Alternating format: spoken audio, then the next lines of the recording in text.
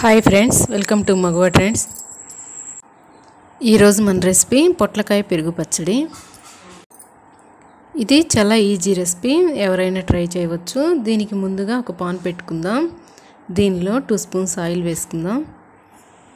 ఈ ఆయిల్లో 1/2 స్పూను మెంతులు వేసి ఎర్రగా ఫ్రై చేసుకోవాలి. ఈ మెంతులు బాగా ఫ్రై అవ్వకపోతే మనకి చేదు వస్తాయి. కొంచెం ఇవి రెడ్గా ఫ్రై అయినాక ఆవాలు ఒక 1/2 స్పూన్ వేసి ఫ్రై చేసుకుందాం. ఈ ఆవాలు చిటపట అన్నాక దీనిలో 1/2 స్పూను జీలకర్ర యాడ్ చేసుకుందాం.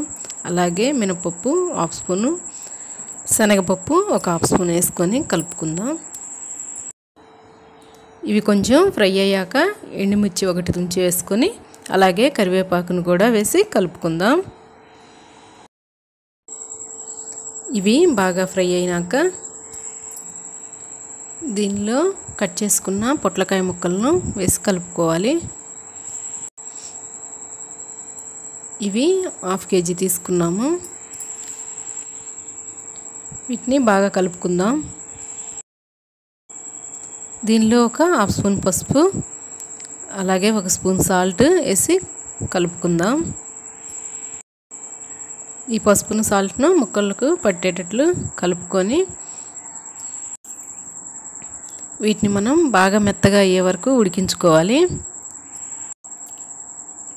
మనం దీని మీద మూత పెట్టేసి ఒక 15 మినిట్స్ వరకు ఉడికించుకుందాం. ఈ ముక్కలు మెత్తగా ఉడికినాయి.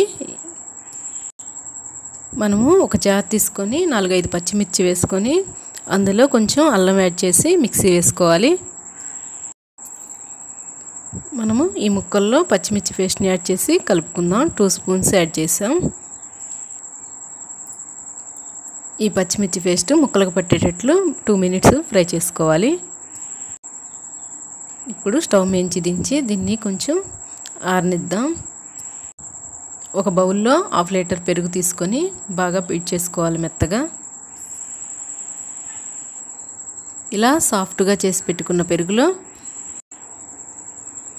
మనం రెడీ చేసుకున్న పొట్లకాయ ముక్కల మిశ్రమం ఉంది కదా, అది యాడ్ చేసి కలుపుకోవాలి. ఇదైతే మనకి చల్లగా అయింది. ఇలా చల్లగా అయినాక పెరుగులో యాడ్ చేసి కలుపుకోవాలి. ఈ ముక్కలు పెరుగుతో బాగా కలిసే వరకు కలుపుకోవాలి. దీనిలో సన్నగా తరిగి పెట్టుకున్న ఆనియన్స్ను ఒక బౌల్ యాడ్ చేసి కలుపుకోవాలి.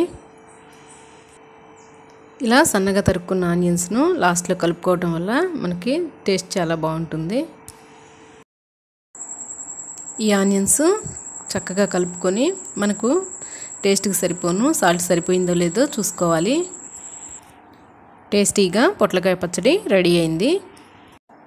మీకు ఈ రెసిపీ నచ్చినట్లయితే లైక్ చేయండి, ఇంకా మీ ఫ్రెండ్స్కి షేర్ చేయండి.